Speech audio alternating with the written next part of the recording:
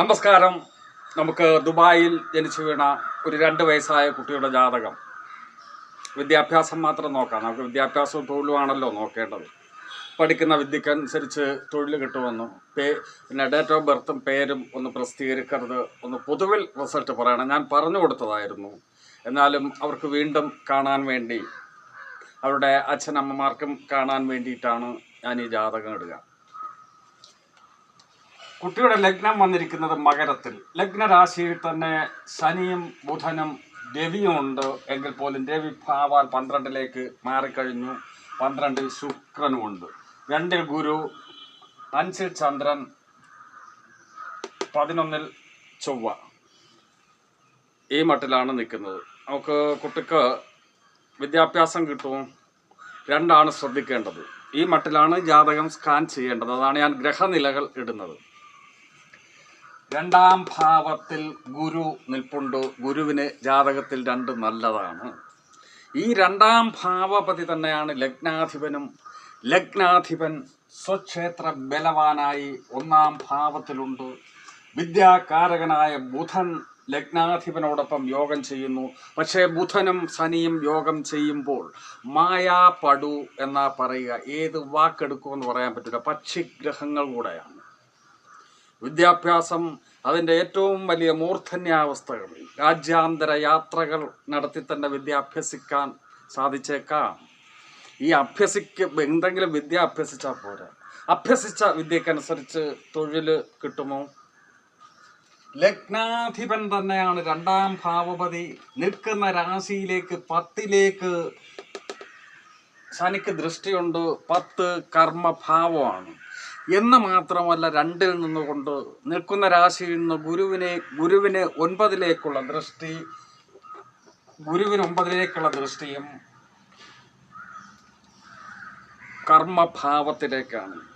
പഠിക്കുന്ന വിദ്യ കൊണ്ട് തന്നെ അയാൾ ഉപജീവനം നടത്തും. അനേക തരത്തിലുള്ള ജ്ഞാനത്തിൻ്റെയൊക്കെ ആളാണ് ഗുരു. അതീന്ദ്രിയമായ ജ്ഞാനത്തിൻ്റെയൊക്കെ ആളാണ് ഗുരു. അപ്പോൾ 10ാം ഭാവപതി എവിടെ? 10ാം ഭാവപതി ശുക്രൻ 12ലാണ്. എല്ലാ ഗ്രഹങ്ങൾക്കും 12 മോശം പറയുമ്പോൾ ജാതകത്തിൽ ശുക്രൻ 12ൽ നിൽക്കുന്നത് നല്ലത് എന്ന് പറയും. വ്യയസ്ഥാനവും കൂടെയാണ്. പൈസ ചിലവാകണമെങ്കിൽ നമുക്ക് പൈസ വന്നാലല്ലേ ചിലവാക്കാൻ പറ്റൂ. മനക്കാരകനായ ചന്ദ്രൻ ഉച്ചക്ഷേത്ര ബലവാനായി മനോഭാവം, മനസ്സിൻ്റെ ഭാവമായ 5ൽ നിൽപ്പുണ്ട്. എന്നാൽ ശനിയുടെ ദൃഷ്ടി കൊണ്ട്, കുജൻ്റെ ദൃഷ്ടി കൊണ്ട് ഒരു കുജൻ്റെ പീഠയുമുണ്ട്. ദൗർബല്യമേ ഉള്ള മനോഭാവമാണെങ്കിൽ അത് സ്വയം വിചാരിച്ച് ഭാവി കാലത്ത് തിരുത്തപ്പെടേണ്ടതാണ്. ചെറിയ ചെറിയ പരാജയങ്ങളിലും ജീവിത സാഹചര്യങ്ങളിലും കുലുങ്ങാതെ മനോഭാവത്തിന് മാറ്റം കൊടുക്കേണ്ടതായിട്ടുണ്ട്. അസാധ്യമായ വിദ്യ കിട്ടി ഈ ജീവിതം തനിക്കും മറ്റുള്ളവർക്കുമായി പ്രദാനം ചെയ്യും എന്ന് മാത്രമല്ല, ഗുരുവും ചന്ദ്രനും പരസ്പരം കേന്ദ്രത്തിലാണ്. ഇതിനെ ഗജകേസരി യോഗം എന്നാ പറയുക. ഗുരുവിൻ്റെ 4ൽ ചന്ദ്രൻ, ചന്ദ്രൻ്റെ 10ൽ ഗുരു.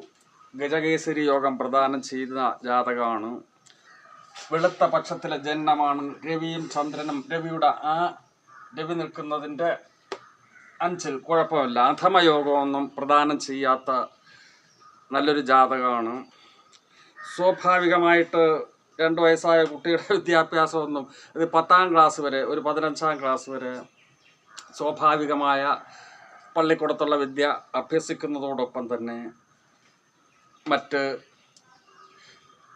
കാര്യങ്ങളും കായികവും കലാപരവുമായ കാര്യങ്ങളിൽ ഇടപെട്ട് 15 വയസ്സൊക്കെ കഴിയുമ്പോഴത്തേക്കും ആയിരിക്കണമല്ലോ ഒരു തലത്തിലേക്ക് വിദ്യാഭ്യാസം ശ്രദ്ധ കേന്ദ്രീകരിക്കപ്പെടുക. അപ്പോൾ ആ കുഞ്ഞിൻ്റെ ഇഷ്ടങ്ങൾ കൂടെ അനുസരിച്ച് തന്നെ ആയിരിക്കണം ആ വിദ്യ മാതാപിതാക്കൾ നിയന്ത്രിച്ചു വിടേണ്ടത്. ഈ വീഡിയോ ഇനി വേറൊന്നും ഞാൻ നോക്കുന്നില്ല. ഇപ്പം നോക്കേണ്ട കാര്യമില്ല. ആവശ്യമില്ലാത്ത കാര്യമൊന്നും, വിവാഹം മറ്റതും മറിച്ചൊന്നും ഇപ്പം നോക്കേണ്ട കാര്യമില്ല. അത് ആ സമയത്ത് നോക്കിയാൽ മതി. അപ്പോൾ ഈ വീഡിയോ ഇഷ്ടമായെങ്കിൽ ലൈക്ക് ചെയ്യുക. നന്ദി.